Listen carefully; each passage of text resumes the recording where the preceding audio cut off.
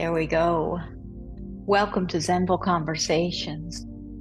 Thank you so much for coming by. Thank you for taking time out of your day to come here to listen to this message with me. I love the message that has come across our path this year. And I'm excited to see who we become. The book we're discussing, the messages that we are receiving, come from the book offered to us by Mark Nepo, the Book of Awakening. This book is described as having the life you want by being present to the life you have.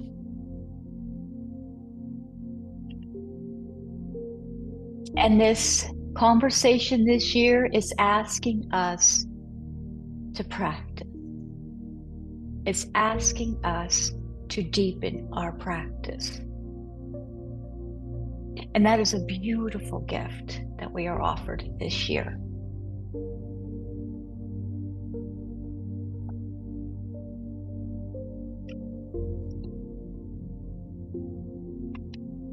I'm going to remind us of the Zen saying, before enlightenment, chop wood, carry water. After enlightenment, chop wood, carry water. So what's the difference? Or what's the point if both before and after involve doing the same exact thing?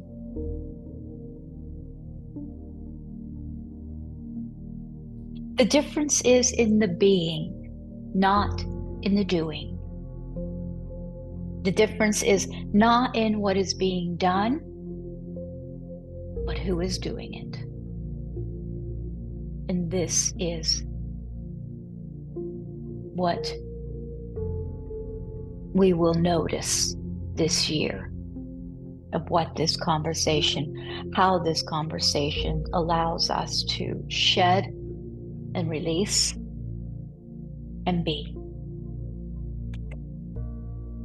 The message we're offered today is titled Ted SHAWN. Ted SHAWN. There's a quote offered to us by Orist Bedridge. To know God without being God-like is like trying to swim without entering water.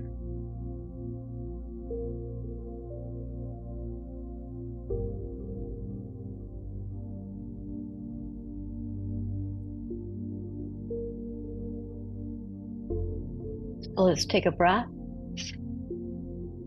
and let's receive, shall we? Underneath all that we are taught, there is a voice that calls to us beyond what is reasonable. And in listening to that flicker of spirit, we often find deep healing. This is the voice of embodiment calling us to live our lives like sheet music played. And it often speaks to us briefly in moments of deep crisis. Sometimes it's so faint, we mistake its whisper for wind through the leaves.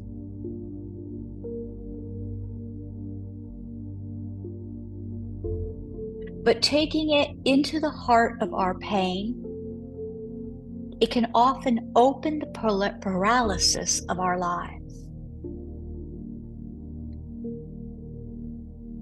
This brings to mind the story of a young divinity student who was stricken with polio. And from somewhere deep within him came an unlikely voice calling him to, of all things, dance. So with great difficulty, he quit divinity school and began to dance. And slowly and miraculously, he not only regained the use of his legs, but he went on to become one of the fathers of modern dance. This is the story of Ted SHAWN. And it is compelling for us to realize that studying God did not heal him. Embodying God did. Whoa. Do you feel this sometimes? Do you feel the power of these messages? Let's hear that again. This is the story of Ted SHAWN, and it is compelling for us to realize that studying God did not heal him. Embodying God did.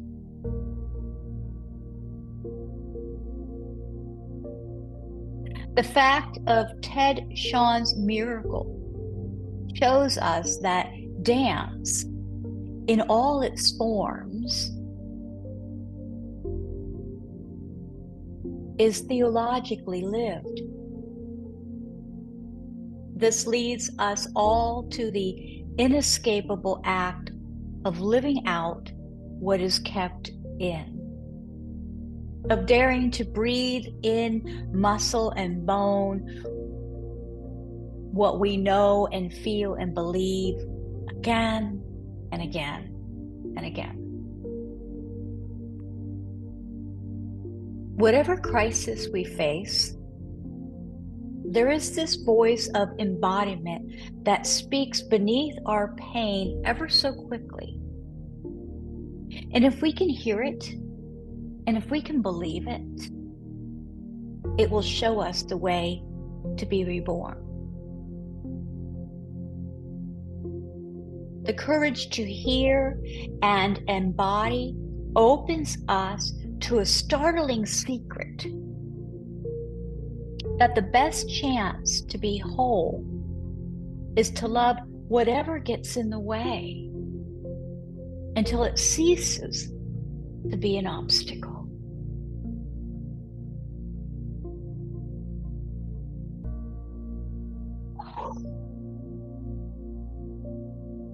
So let's talk about this for a minute.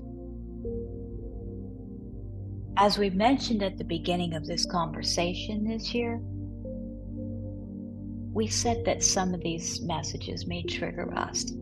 I think that would be the case for no matter what conversation we have. So if you got triggered and it pulled you away from the message, bring it back and listen. It's all right if we get sucked out for a minute by getting triggered. But recognizing it, say, okay.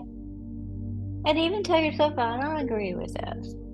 I don't like the use of word God, or whatever the case may be, but allow ourselves to hear the incredible message we're offered this year. Personally, I couldn't be more pleased than the message we're receiving. I am in awe and overjoyed because I really did not know.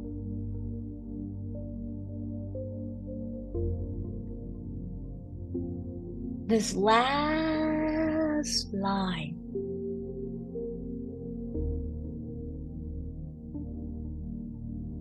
the courage to hear and embody opens us to a startling secret that the best chance to be whole is to love whatever gets in the way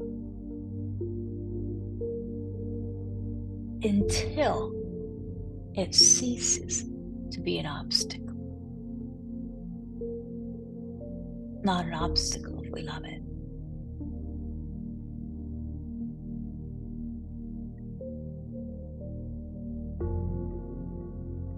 This is embracing life. This is allowing life to be softer. Harsh. Could be harsh out there. It really is pretty strong at times.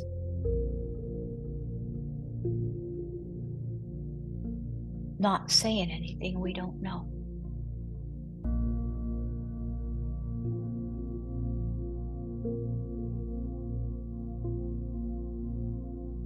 Is to love whatever gets in the way until it ceases to be an obstacle.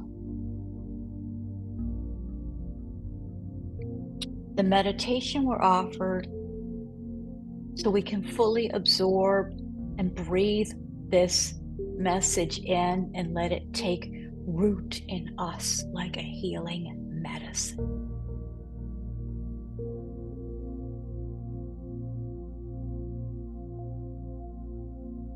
This is before work or during the day. Sit quietly outside for a few moments. The weather is pretty horrendous in a lot of locations, so maybe we sit by the window. Close your eyes and be still.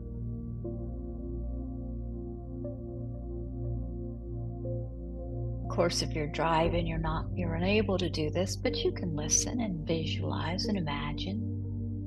You can drop into this sensation.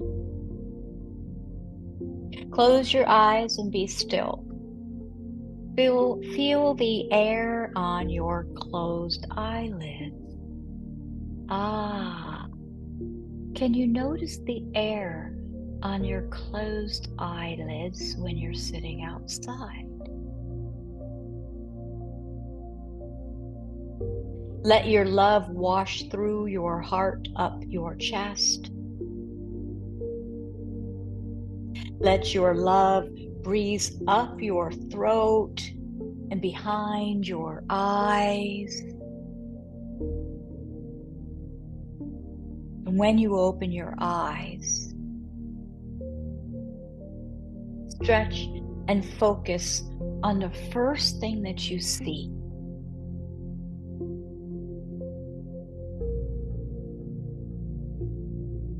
If it is a bench, say, I believe in bench. If a tree, say, I believe in tree. If a torn flower,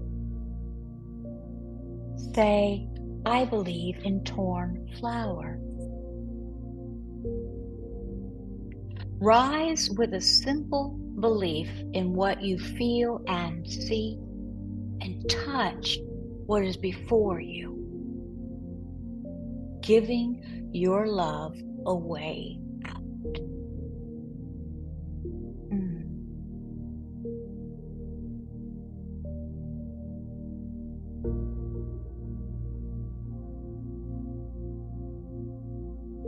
This past year in 2023, I took a 5-month training with spiritual guru Eckhart Tolle and Kim Ang. They have the School of Awakening, and I took a program titled Becoming a Teacher of Presence.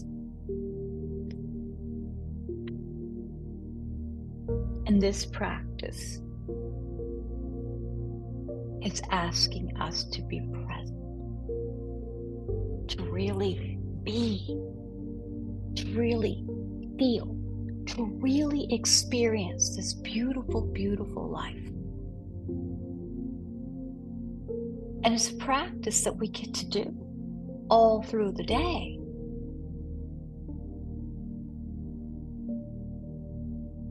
This enhances our joy. I'm so happy that I get to practice.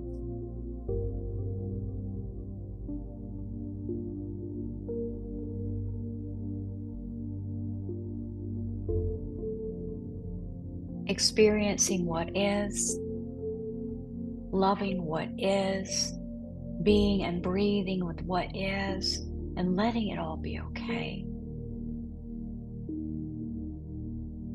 until it ceases to be an obstacle.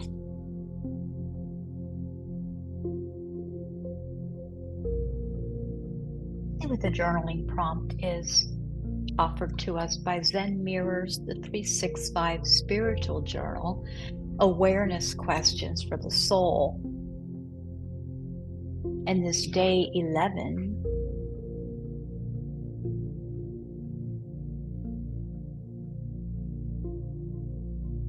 there's a statement that says, hardly ever you have to choose between black and white.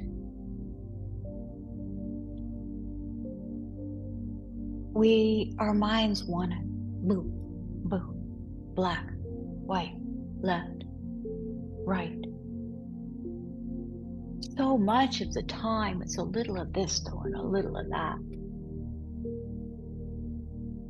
It's the give and the take.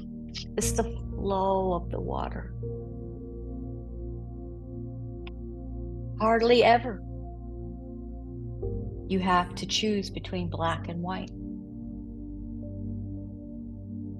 So the question, the journaling prompt for this day 11 says, about what issues or in what area in life, so what issues, about what issues or in what area in life are you too fundamental in your thinking?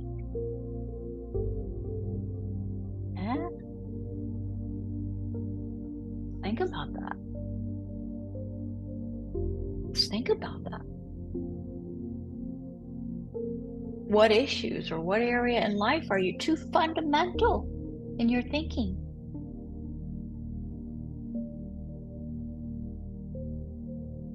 Thanks for being here. This is a worthwhile practice.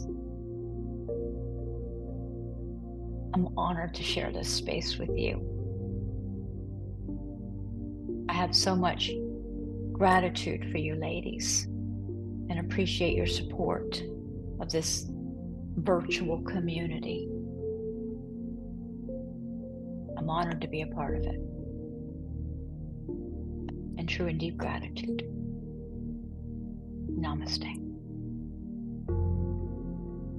Namaste.